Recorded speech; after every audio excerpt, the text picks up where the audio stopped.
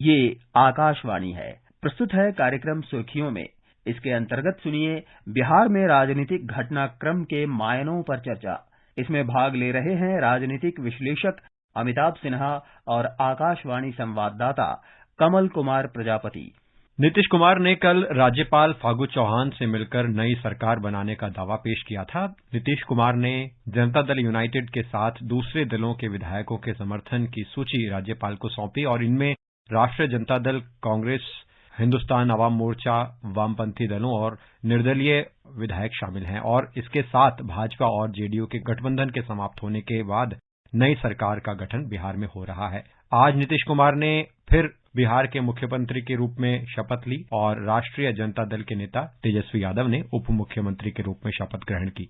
तो मिस्टर सिन्हा, सबसे पहले इस घटनाक्रम को आप कैसे देखते हैं और इस पर सबसे पहली आपकी टिप्पणी। साथ ही हम ये भी समझना चाहेंगे आपसे कि ये कोई आकस्मिक घटनाक्रम बना या फिर इसकी पृष्ठभूमि देखी जा रही थी।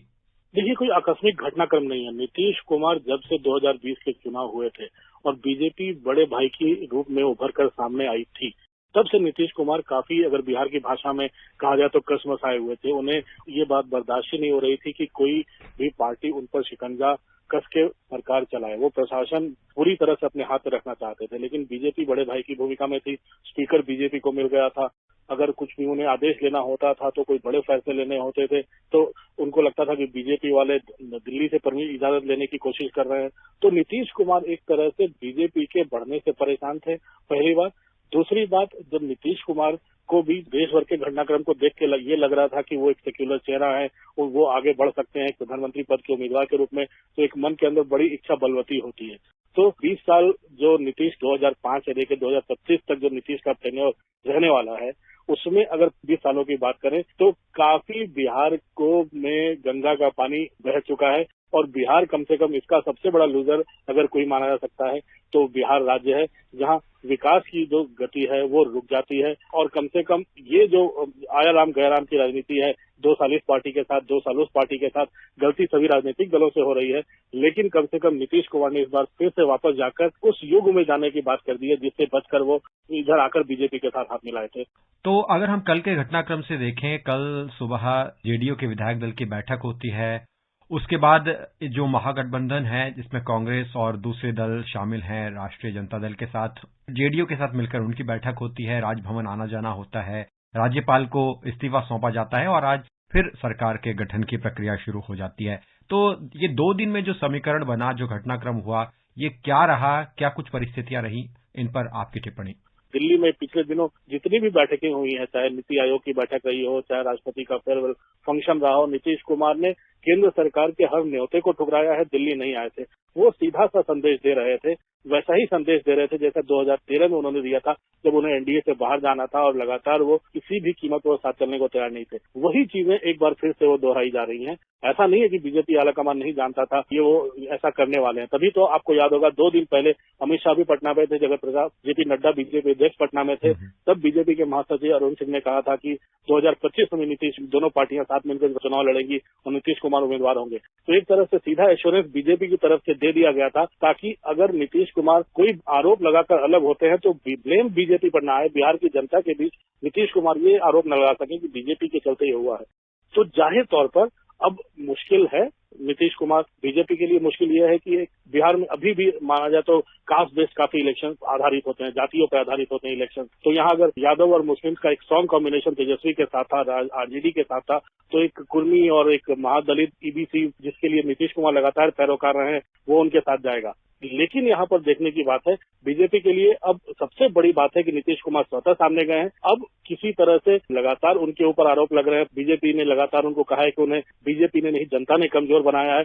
ये लगातार आरोप प्रत्यारोप चलते रहेंगे, लेकिन मसला बिहार का है। सबसे बड़ा नुकसान अगर किसी को हो रहा है तो वो बिहार को हो रहा है और मुझे लगता है बीजेपी को इसी में एक संदेश ढूंढना चाहिए, इसी में एक रोशनी ढूंढनी चाहिए। तो मुझे लगता है कि अब कम से कम लड़ाई बिहार की हो तो ज्यादा बेहतर होगा। 20 साल निकल गए, पहले के 15 साल अगर लालटेन युग था, अगर लालू रबड़ी का राज माने, उसके बाद के 20 साल अगर नीतीश के देखे तो केवल 2005 से 2010 कहा जा सकता है कि बिहार में बाहर है, लेकिन उसके बाद 2012-13 से जो स्थितियां बिगड़नी शुरू हुई हैं, मुझे लगता है कि बिहार को उबरने में फिर से एक अरसा लग जाएगा। अब कम से कम राजनेताओं को सोचना चाहिए कि अब तख्ता पलट से ज्यादा जरूरी है अपने राज्य का भला करना, वो ज्यादा सोचे तो ज्यादा बेहतर होगा। बिहार की राजनीति में जैसा कि आपने भी कहा, ये देखा गया है कि सरकारें तो अपना कार्यकाल पूरा करती रही हैं, लेकिन गठबंधन को लेकर एक अस्थिरता रही है। क्या इसकी वजह आप बहुमत की सरकार की कमी देखते हैं, और अस्थिर गठबंधन से किस तरह से बिहार की राजनीति प्रभावित रही है? कि नीतीश कुमार जब तक बीजेपी के साथ है 2005 से 10 तक लगातार बिहार में बाहर है। अब की बार नीतीश कुमार है, 2010 में भी वो चुनाव जीते थे, लेकिन जब से आरजेडी के साथ गए हैं नीतीश कुमार, एक होता है गवर्न करने का एक जो मादा होता है वो कम से कम भटक जाता है उनका।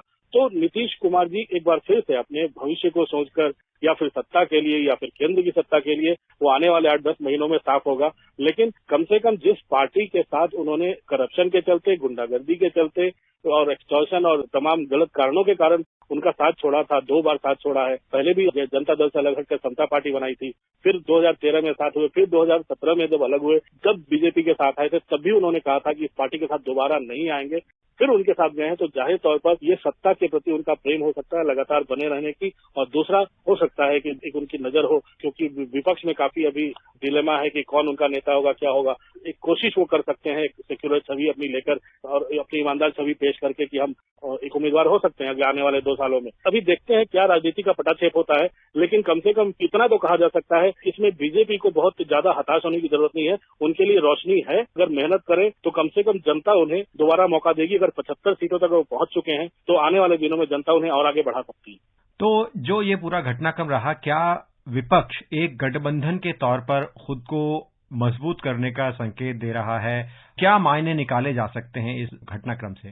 देखिए, इसके बहुत ज्यादा मायने निकालने की जरूरत है। इसमें सबसे पहला और एक ही मादा है कि नीतीश कुमार जी को मुख्यमंत्री बने रहना था, इस पार्टी के साथ रहें, उस पार्टी के साथ रहें। दूसरा, नीतीश कुमार के साथ जो भी लोग अभी के सलाहकार हैं, उनको लग रहा था बीजेपी से अलग होने में ज्यादा फायदा है, क्योंकि उनको भी काफी समस्याएं हो रही थी। तीसरी बात, जेडीयू को लग रहा था कि दिल्ली की राजनीति में भी अगर 2 कैबिनेट मंत्री और 1 राज्य मंत्री, 3 मंत्री पद का दर्जा मांग रहे थे, जो कि यहाँ केंद्र में उनको देने को कोई तैयार नहीं था। 1 मंत्री पद मिला था, उसमें आरसीपी सिंह को मंत्री पद दे दिया गया था। तो वो मुश्किल उनके यहाँ थी कि आरसीपी को जेडीयू का दूसरा खेमा पसंद नहीं करता था। तो पार्टी की जो खेमेबाजी थी और आरसीपी का पार्टी छोड़ना और उनका मंत्रिमंडल में बने रहना, पार्टी के राज्यसभा के सदस्य न होने के बाद भी 6 महीने तक, तो ये संदेश दे रहा था, जेडीयू को लग रहा था कहीं उनमें टूट न हो जाए। लेकिन कल रविशंकर प्रसाद ने अपने प्रेस कॉन्फ्रेंस में ये साफ कर दिया है कि उनको बीजेपी ने कमजोर करने की कोशिश नहीं की है। ऐसा कोई महाराष्ट्र टाइप का ऑपरेशन यहाँ होने वाला था भी नहीं। जब नीतीश कुमार जब 1 साल से सिग्नल दे रहे थे तो बीजेपी आलाकमान कम से कम इतनी छोटी छोटी बातों पर बीजेपी आलाकमान भी गौर करेगा, आखिर वो भी सत्ता चला रहे हैं। उन्हें भी अंदाजा था कि नीतीश कुमार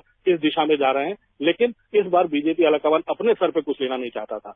तो जाहिर तौर पर इसके संदेश मायने कई हैं, लेकिन संदेश, संकेत और मायने ज्यादा नीतीश कुमार की तरफ से हैं, जिनको अपना भविष्य देखना है, जिनको शायद पीए का यूपी की तरफ से अगर विपक्ष के साझा उम्मीदवार बनना है पीएम का, शायद उनको आगे आने वाले दिनों में मुख्यमंत्री के तौर पे ही कंटिन्यू करना है। ये तमाम चीजें हैं जो जेडीयू और आरजेडी की सबसे बड़ी चिंता थी कि लगातार उनके ऊपर करप्शन का घेरा कसता जा रहा था, वो सत्ता में आने के लिए बेचैन थे। और लालू प्रसाद यादव भी चाहते थे कि एक बार फिर से नीतीश और आरजेडी में दोस्ती हो जाए, लेकिन नीतीश ने कल राज्यपाल से मिलने के बाद सबसे पहले राबड़ी देवी से जाकर मुलाकात की है। लालू सूत्र बताते हैं कि लालू यादव दिल्ली में थे, मीशा भारती के घर पे, वहां से फोन से बात की है। तो अब एक फिर से लगता है पुरानी दोस्ती समाजवाद कायम हो गया, लेकिन देखते ही कब तक ये चलता है।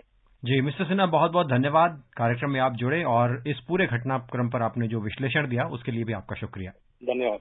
अभी आप सुन रहे थे बिहार में राजनीतिक घटनाक्रम के मायनों पर चर्चा। इसमें भाग ले रहे थे राजनीतिक विश्लेषक अमिताभ सिन्हा और आकाशवाणी संवाददाता कमल कुमार प्रजापति। ये कार्यक्रम आकाशवाणी के समाचार सेवा प्रभाग द्वारा प्रस्तुत किया गया। इसे आप हमारे mobile app news on AIR और YouTube channel news on AIR official पर भी सुन सकते हैं। इस कार्यक्रम के संबंध में अपनी प्रतिक्रिया आप हमें ईमेल कर सकते हैं। पता है airnsdtalks@gmail.com। ये कार्यक्रम फिर से सुनने के लिए लॉग ऑन करें हमारी वेबसाइट newsonair.nic.in।